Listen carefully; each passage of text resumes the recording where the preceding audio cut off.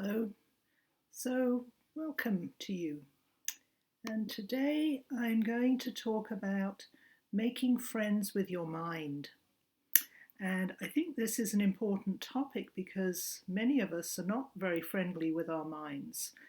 And if we aren't friendly with that part of ourselves, it's difficult to be a true friend to others.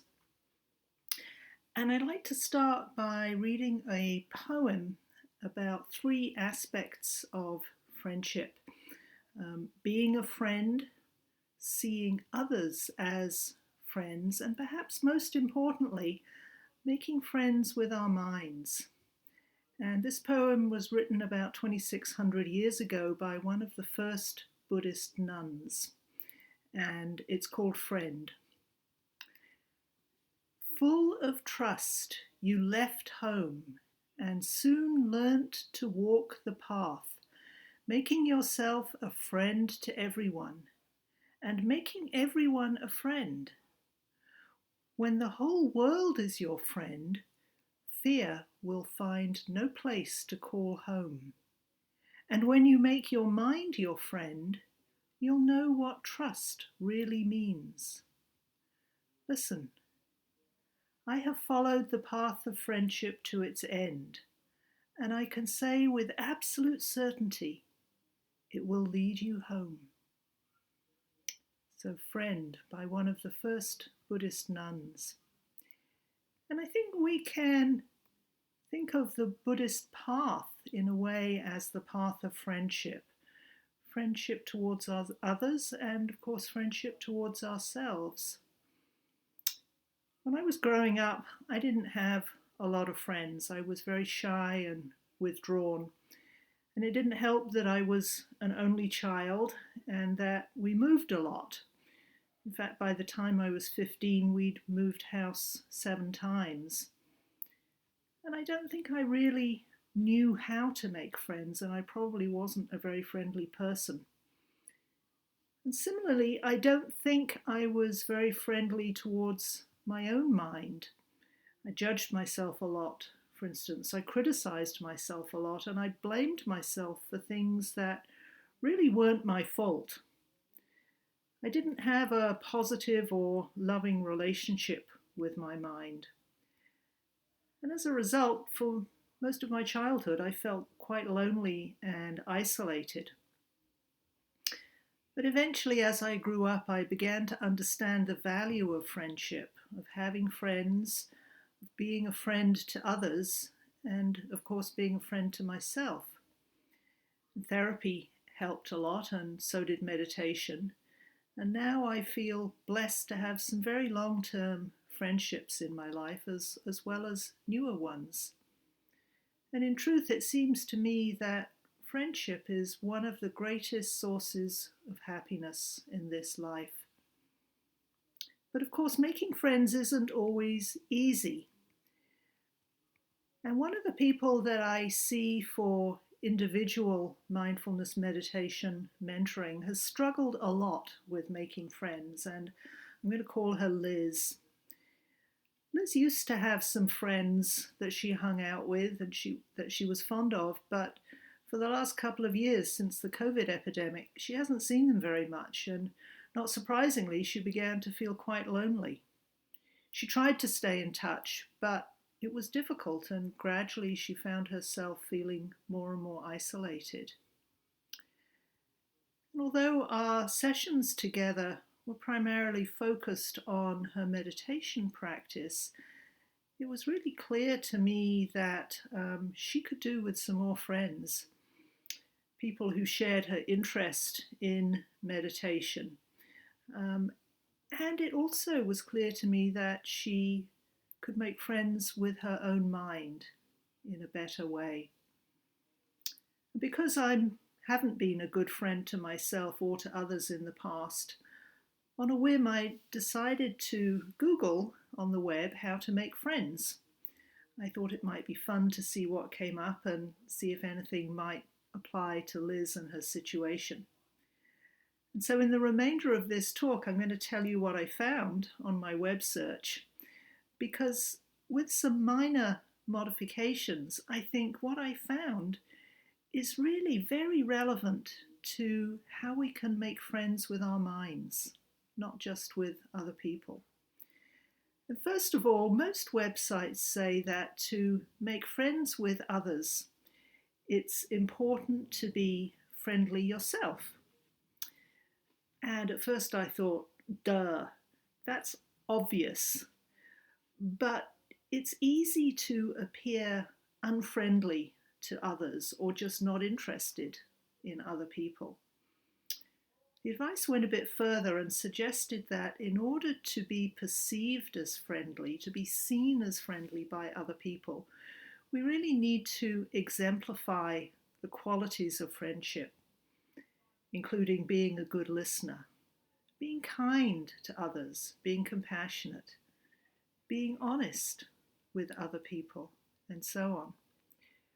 So applying this to making friends with our mind, we might say, try to be a good listener to your mind. Be kind and compassionate towards yourself. Be honest with yourself. Trust yourself. And we can also recognize the ways in which we aren't always friendly towards our minds, and we're even hostile towards ourselves.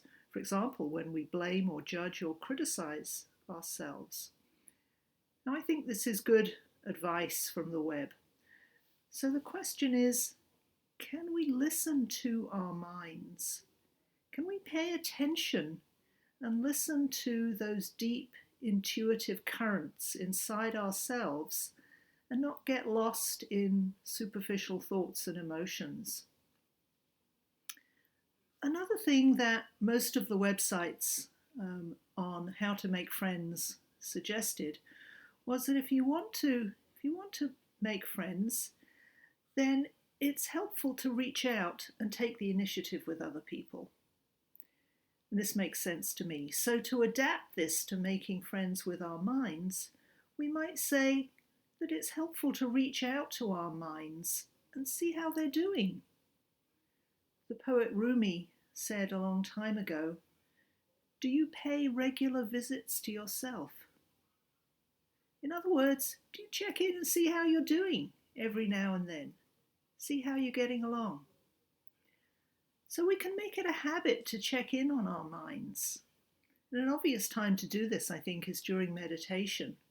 Of course, when we're literally observing the mind with all its thoughts and emotions and sensations. But we can also check in with our minds during the day when we're out and about. We can just pause and ask ourselves, how are we doing in the present moment? How's our mind feeling? Is it constricted? Is it tight? Is it angry? Or is it relaxed and open and loving? You know, you probably check on your friends regularly by phone or text or email, or perhaps you get together. And this is very similar. Just checking in with your mind and remembering to do that. One easy way that I like to check in with my mind during the day is to just do a quick, what I call internal weather report. So I just think to myself, what's my internal weather at this moment? Is it sunny? Is it cloudy? Is it raining? Perhaps there's a hurricane happening. But just checking in and seeing what the internal weather is in my mind. And that's a great way to make friends with the mind. A third piece of advice on the web that I found about making friends was to be curious about our potential friends and to ask them a few questions to show that you're interested in them and their lives. Curiosity about others and asking questions shows that we're reaching out.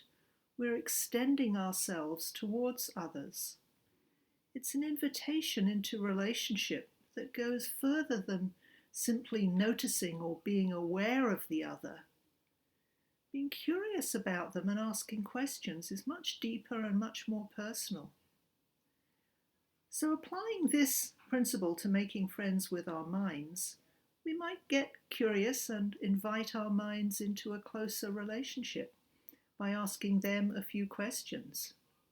Of course, this is what we do in insight meditation. We get curious about our direct experience. We get curious about our thoughts and emotions and sensations without adding anything, simply being curious about whatever experiencing we're noticing. We can ask ourselves something simple like, what is this experience? What's happening to me? What's happening for me in this moment? Or how does this feel? For example, if I notice the emotion of sadness, I might ask, how does sadness feel? Do I feel it in my body? Perhaps in a particular location? What are the thoughts that accompany sadness? Do thoughts and emotions like sadness stay the same, or do they change? Do they arise and then fall away? So paying attention to our direct experience with kindness and gentleness is a way of being curious and inquiring into our mental states without a lot of analysis, but it's a great way to just make friends with our minds without any judgment. And this brings me to the next piece of advice I found on most websites about making friends.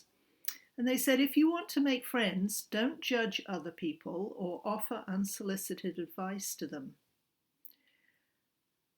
So we might apply this to the mind by not judging whatever's going on there, not wanting to have nice thoughts and emotions and sensations only and rejecting whatever's unpleasant, but welcoming whatever our experience is to the best of our ability, especially the unpleasant bits.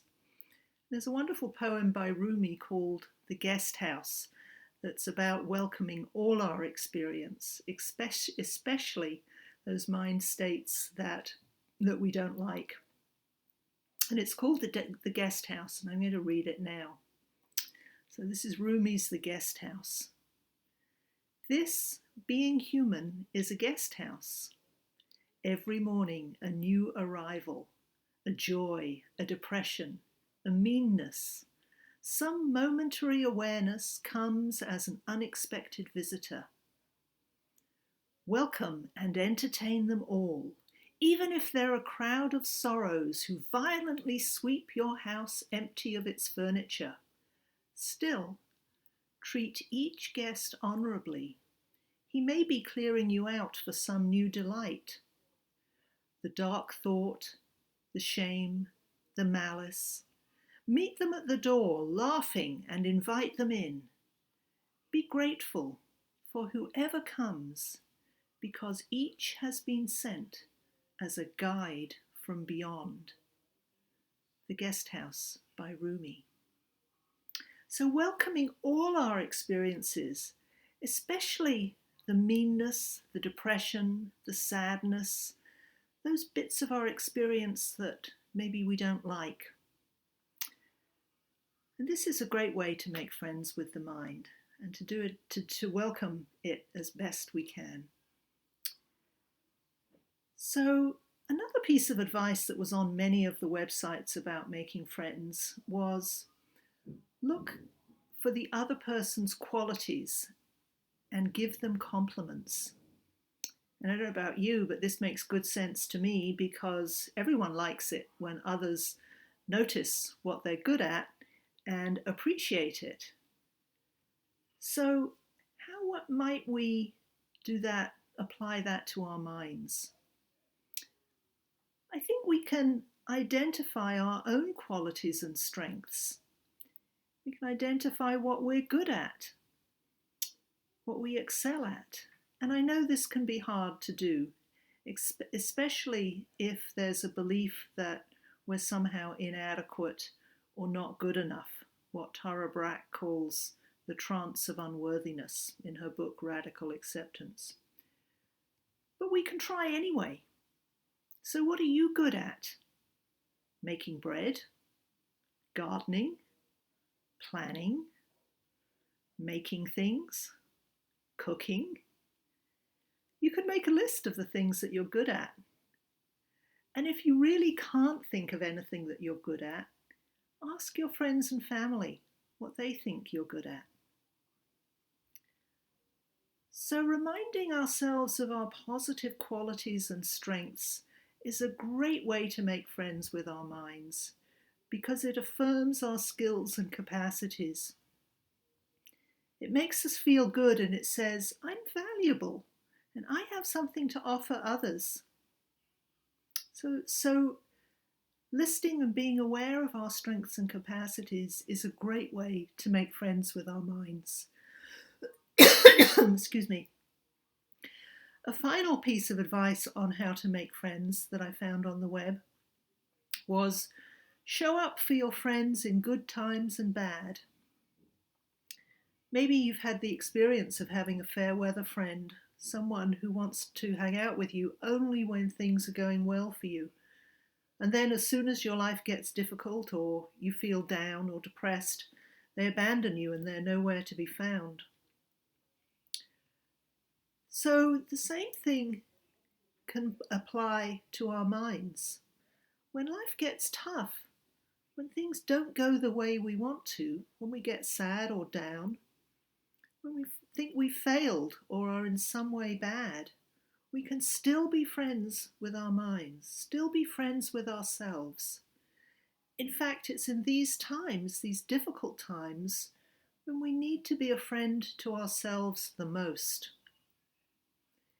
It's easy to be friends with your mind when everything's going well and you feel happy, but can we also be friends with ourselves, with our minds, when life gets bumpy, when we feel depressed, when everything seems to be going wrong? Can we offer ourselves kindness and caring rather than judgment and blame at these times? As Pema Chodron said, a wonderful Tibetan teacher, she said, making friends with myself means seeing everything inside me and not running away or turning my back on it, because that's what real friendship is. You don't turn your back on yourself and abandon yourself just the way you wouldn't give up a good friend when their darker sides begin to show up. Wise advice, I think. And after all, if you make friends with yourself, especially when you're feeling down, then you'll never feel alone. You'll always have a friend. So, these are a few thoughts on how to make friends with your mind. Practicing being a good listener, also practicing kindness, compassion, trustworthiness towards yourself. Checking in with your mind as often as you remember, just like you might check in with a friend, seeing how you're doing. Thirdly, getting curious about your mind and getting in touch with your thoughts and emotions and sensations, just as they are, welcoming everything that shows up in your mind, especially the unpleasant stuff.